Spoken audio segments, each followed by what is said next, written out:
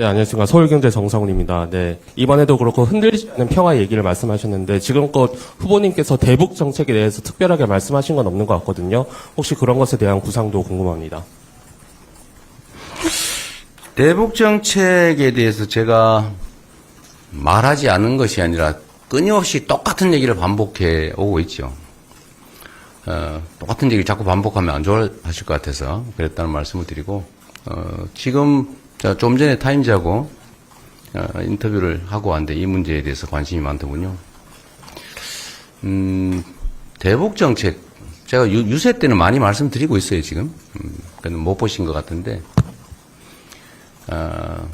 한반도는 군사 밀도가 가장 높고, 현재도 법적으로는 전쟁 중이고, 그리고 이 윤석열 정권에 의해서, 윤석열 정권의 강대강 정책 때문에 한반도의 군사적 긴장이 매우 높아져 있는 상태입니다.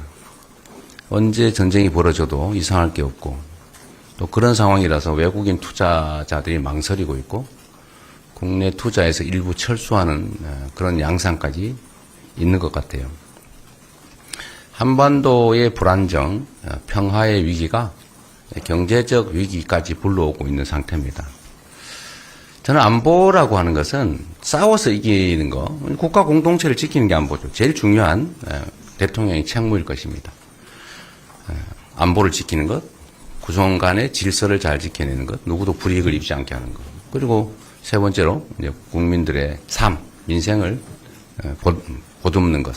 이게 이제 제일 중요한 일들일 텐데, 안보라고 하는 국가의 안전을 지키는, 공동체를 지키는 방법은 여러 가지가 있습니다만 매우 복합적이죠.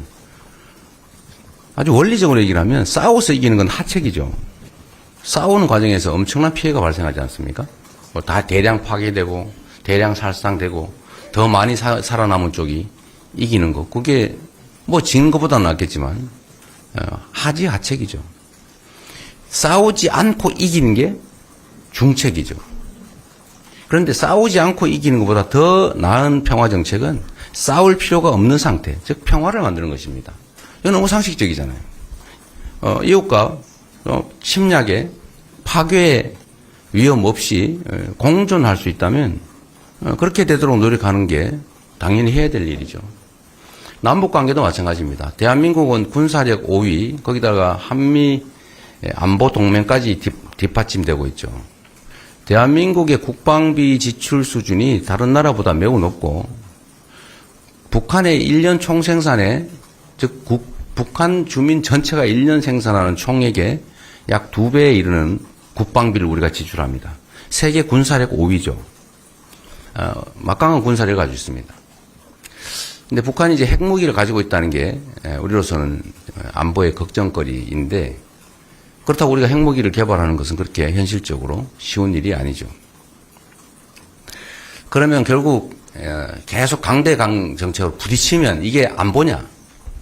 이런 강력한 군사력, 국방력을 유지해서 억지력을 키우되 이것만 가지고 되는 것은 아니고, 여기에 더해서 대화하고 타협하고 협력하고 공존하고, 우리가 예를 들면 10개를 얻을 수 있다면 1개 정도는 양보할 수 있는 거죠. 1개도 양보 안 하겠어 10개를 손실을 보는 것보다는 1개를 양보해서 10개를 얻는 게 낫지 않습니까? 뭐 상대는 3개 정도 얻는다고 보고. 그래서 이걸 안보 정책을 좀 복합적으로 해야 되는데, 지금은 너무 강경일변도로 무력 제압 또는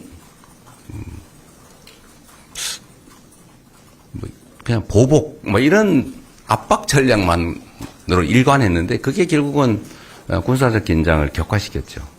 그래서 저는 막강한 국방력, 군사력을 우리가 유지를 하고 또 강화를 해 나가고, 한미 안보 동맹도 강화를 하되 가능한 대화, 협력, 소통, 공존의 길을 찾아야 한다. 이게 저는 대북 정책이라고 말씀드립니다. 중앙일보의 오현석 기자입니다.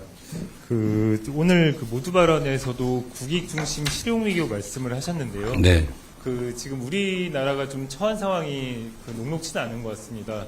7월 8일에 상호 관세 유예가 7월 8일에 끝나고 다음 달에 보면은 G7이나 나토 같은 다자 회의가 있는데요. 네. 뭐 이게 상대가 있는 일이라 외교는 구체적인 계획까지 말씀 못 하시겠지만은 네. 좀 큰 뭐 구상이나 방향에 대해서 좀 말씀해 주시면 감사하겠습니다. 아마 새로운 정부가 맞닥뜨릴 중대 과제 중에 하여튼 민생 경제를 회복하는 일이 저는 제일 중요하다고 보이지고 그 다음에 당장 맞닥뜨리는 일이 외교 통상 문제일 겁니다. 그 외교 통상 문제는 사실 경제 문제, 대한민국 안보 문제와 직결돼 있죠.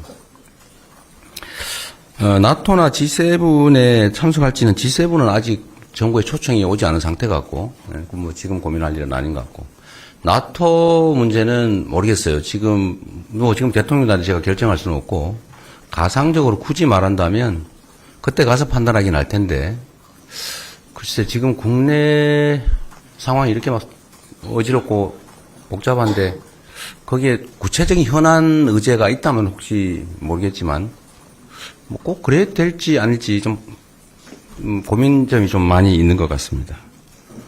그리고 한미 통상 문제가 많이 걸려 있는데 시간이 너무 없죠. 근데 저는 그런 생각을 합니다. 외교라고 하는 것은 쌍방에게 이익되는 방향으로 하는 것 아니겠습니까? 어느 나라는 이익을 보고 어느 나라는 일방적으로 손해보는 그런 건 외교라고 하지 않죠. 약탈이라고 하죠. 가능하면 서로 잘 설명하고 또 한미 간은 동맹관계 아닙니까? 서로 존중하고 공정성의 원칙, 신뢰의 원칙 위에 호혜, 쌍방에 모두 도움되는 길을 합리적으로 찾아가는 과정이 꼭 필요하겠다. 또 시간도 너무 일방이 정한 거기 선에 반드시 구애돼야 되느냐 라는 점도 다시 재고 좀 할 필요가 있지 않을까 생각합니다.